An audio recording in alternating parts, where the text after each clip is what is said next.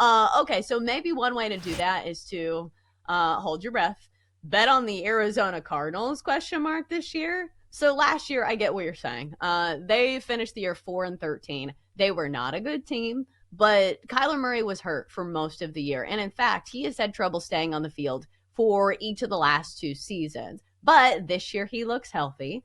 He's got himself a true number one receiver in Marvin Harrison Jr. that they drafted out of the Ohio State University. And I do think there are some things to like about the Cardinals. Am I somebody who wants to trust them as a whole? Probably not. But I do think, there are some enticing bets here. For me, looking at Kyler Murray's passing yards, his passing touchdowns, or you could go the route of Marvin Harrison Jr. because now that Zay Jones is going to be suspended for a few games, I think this clears the pathway for Marvin Harrison Jr. and more targets going his way. So his receiving yardage set at 1,050.5. You could do touchdowns for him. It's 5.5. Or you could do Marvin Harrison Jr. to win Offensive Rookie of the Year at plus 750. So, Kate, let's start with this. Do you think that is more, I don't know, more tempting and more appetizing to bet on Kyler Murray or Marvin Harrison Jr.? Or do you go the full team route and bet on a team that maybe is underrated in the Cardinals? I think there's a case to be made that the Cardinals are a little underrated this year, winning 4 games last year, most of the season without Kyler Murray. If he's able to stay on the field this year, I think there's a shot they can get over their win total of 6.5. It's not something I'd be willing to bet on, though, which in that case makes me want to turn my attention to Kyler Murray props. I like those a lot better than I do to bet on anything for the Cardinals to win the division. That's not happening. I mean, they're with the 49ers. Clearly not happening.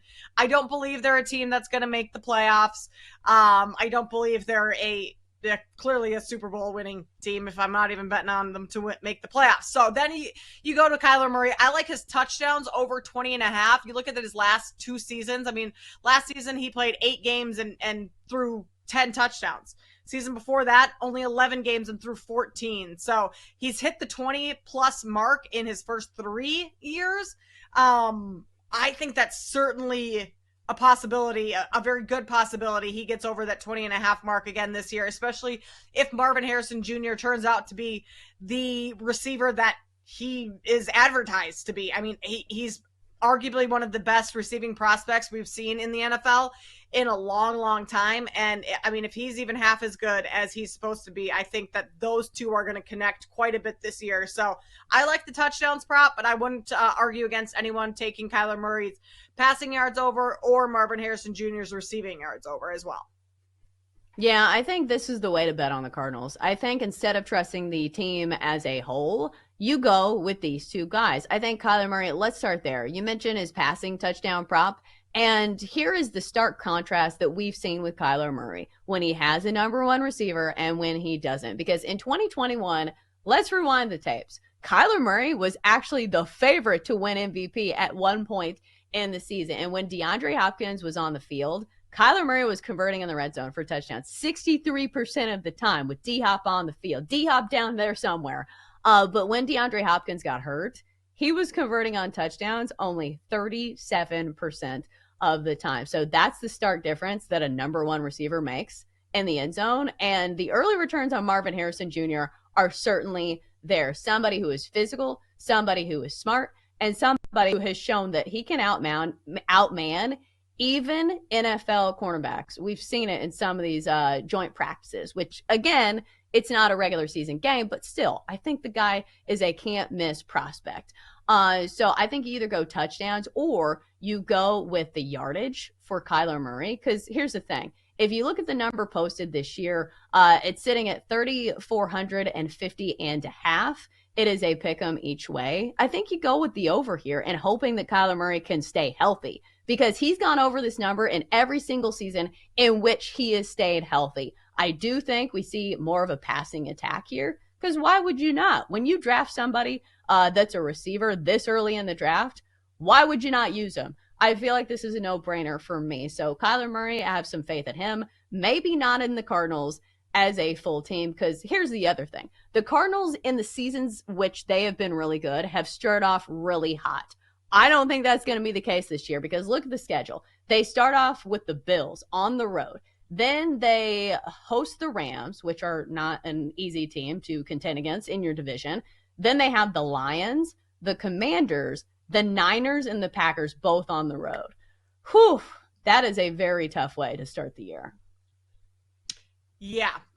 There's a bet out there for the Cardinals to start 0-5. You can get that at 8-1, and I think that's worth a little sprinkle here. The Cardinals, I believe, are favored against Washington. Cardinals have them at home, but hey, if Jaden Daniels is kind of rolling at that point in the season, like that's not going to be necessarily an easy win. So you're talking 8-1 for them to start 0-5. I don't hate that at all because that is such a tough schedule going on the road early. I know that the 3 home games in a row, the Rams, Lions, and Commanders, like that's a nice little spot for the Cardinals to be at home throughout that whole time. But those are still some tough opponents. The Rams, obviously, in the division, that's never easy. I don't see them beating the Lions, right? The Lions, I mean, have extremely high expectations, Super Bowl expectations this year. So Mm-hmm. the only one that I think that they could win would be week 4 against the Commanders. But then you're talking like, what, that's basically plus 800 on the Commanders money line is what you're taking there. So I think that's actually a pretty good bet. Yeah, simply for the hedging opportunities. Even though I will Right. caution this. In the NFL, it's really hard to look down a schedule and just count wins because it's the ultimate league of parity. Like somebody's going to beat somebody that's not supposed to beat somebody. But I did tease this, so I do want to get to it.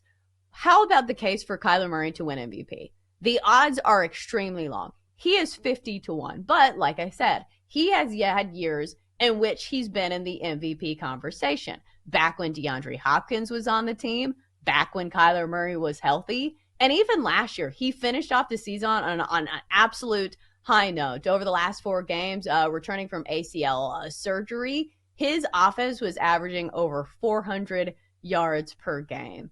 But Kate, we talked about this. Do the Cardinals have to be a good team in order for Kyler Murray to win MVP? Yes, they absolutely do. And I'm not sure they're going to win enough games. And betting Kyler Murray, like 50-1 is a great price right now.